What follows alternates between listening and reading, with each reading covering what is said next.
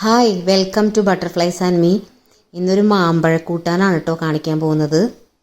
അപ്പോൾ ഇത് ചന്ദ്രക്കാര മാമ്പഴം കിട്ടിയിട്ടുണ്ട്. മാമ്പഴ പുളിശ്ശേരിക്കും മാമ്പഴ കൂട്ടാനും ഒക്കെ വളരെ നല്ല മാമ്പഴമാണ് ഇത്. അപ്പോൾ ഇത് നന്നായി കഴുകി വൃത്തിയാക്കിയിട്ട് നമുക്ക് തൊലി പൊളിക്കാം കേട്ടോ. നല്ലപോലെ കഴുകി വൃത്തിയാക്കിയിട്ട് നമുക്ക് ഇതിൻ്റെ തൊലി പൊളിക്കാം കേട്ടോ.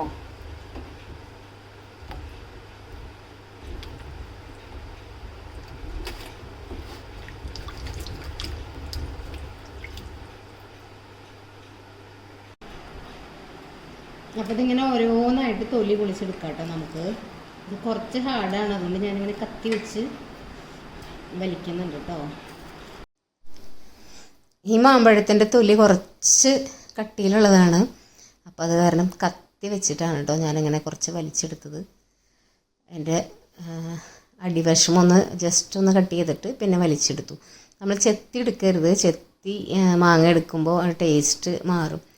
മാമ്പഴ കൂട്ടാനും മാമ്പഴ പുളിശ്ശേരിക്കും ഇങ്ങനെ തൊലി വലിച്ചെടുക്കുന്നതാണ് ടേസ്റ്റ്. അപ്പോൾ ഇത്രയും മാമ്പഴം കിട്ടിയിട്ടുണ്ട്.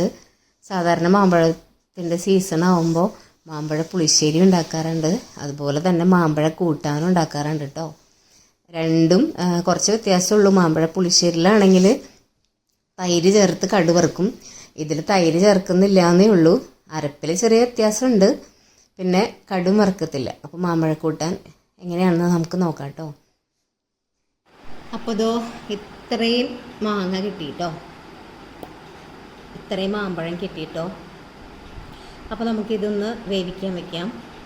കുറച്ച് മഞ്ഞൾപ്പൊടിയും കറിവേപ്പിലയും ഉപ്പിട്ടിട്ട് ഇത് വേവിക്കാൻ വെക്കാം കേട്ടോ.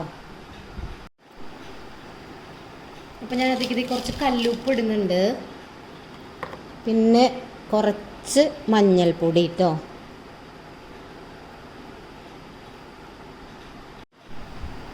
കറിവേപ്പിലയും ഒരു വെള്ളം ഇടുന്നുണ്ട് കേട്ടോ, ഒരു വെള്ളം. ശർക്കരയാണ്, നല്ല മധുരം വേണം, അപ്പോൾ ആവശ്യത്തിന് വെള്ളം ഒഴിച്ച് ഇത് വേവിക്കാം കേട്ടോ. അപ്പോൾ ഇത് വേവിക്കാൻ വെക്കാം. അപ്പോൾ ഇത് മാമ്പഴം നന്നായി തിളച്ച് വരുന്നുണ്ട്. ഈ സമയം കൊണ്ട് നമുക്ക് കുറച്ച് നാളികേരം ചിരകിയെടുക്കാം കേട്ടോ. ഇതിനകത്തേക്ക് വേണ്ട അരപ്പ് വേണ്ട നാളികേരം ചിരകിയെടുക്കാം.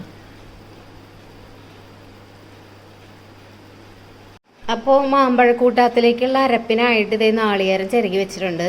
കുറച്ച് ജീരകം, ഒരു തണ്ട് കറിവേപ്പില, കുറച്ച് വറുത്ത ഉലുവയുണ്ട് കേട്ടോ.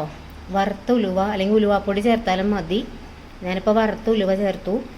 2 ഉണക്കമുളക് ചേർത്തിട്ടുണ്ട്, 2 പച്ചമുളകുണ്ട് കേട്ടോ. വറുത്തെടുത്ത ഉണക്കമുളകാണ് എരിവിന് ആവശ്യമുള്ളത്. അപ്പോൾ ഇത് വേണമെങ്കിൽ ഒഴിവാക്കാം, പച്ചമുളക് മാത്രം മതി. ഞാനിങ്ങനെയാണ് ചെയ്യാറ്.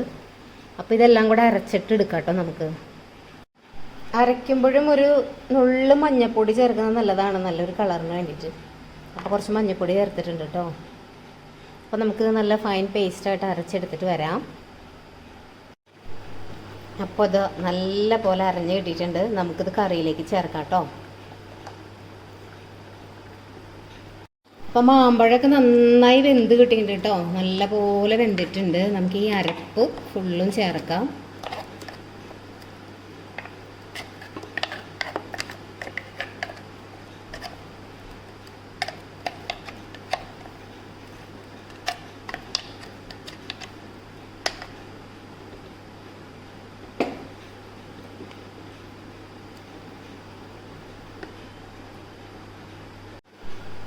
നല്ലതുപോലെ തിള വരുന്നുണ്ട്. ഒരുപാട് നേരം ഇത് തിളപ്പിക്കേണ്ട ആവശ്യമില്ല കേട്ടോ. അധികം ചാറ് ഇഷ്ടമല്ലാത്തവർക്ക് ഇതൊന്ന് വെള്ളം കുറച്ചിട്ട് വറ്റിച്ച് കുറുക്കിയെടുക്കാം കേട്ടോ. ഞാൻ കുറച്ച് ഗ്രേവിയിൽ വെച്ചതാണ്, കുറച്ച് വെള്ളം ചേർത്ത് മാമ്പഴം വേവിച്ചപ്പോൾ. അപ്പോൾ നിങ്ങൾക്കത് ഇഷ്ടമല്ലെങ്കിൽ വെള്ളം കുറച്ചിട്ട് മാമ്പഴം വേവിച്ചാൽ മതി കേട്ടോ.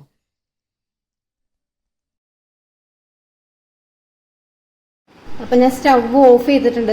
ഇത് അത്യാവശ്യം നല്ലപോലെ വെന്ത് തിളച്ചൊക്കെ കിട്ടിയിട്ടുണ്ട്. ഇതിൽ നമ്മൾ വറവിടത്തില്ല കേട്ടോ. അപ്പോൾ അതിന് പകരം പച്ച വെളിച്ചെണ്ണയും കറിവേപ്പിലയാണ് ഇടുക. അപ്പോൾ ഞാൻ വേപ്പില ഇട്ടിട്ടുണ്ട്. ഇനി കുറച്ച് പച്ച വെളിച്ചെണ്ണ കേട്ടോ.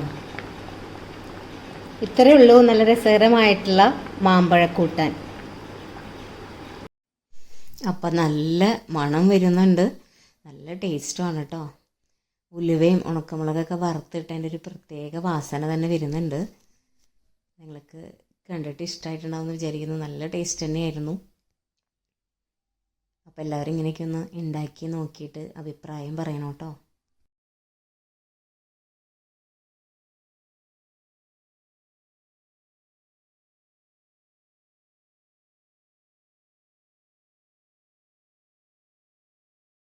അപ്പോൾ ഇത് ഞാൻ കഴിക്കുന്ന രീതി കൂടി കാണിച്ചു തരാം കേട്ടോ.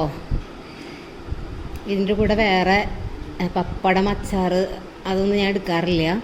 ഇതിങ്ങനെ എടുത്തിട്ട് ഉണക്കമുളക് വറുത്ത് വെച്ചതാണ് കേട്ടോ.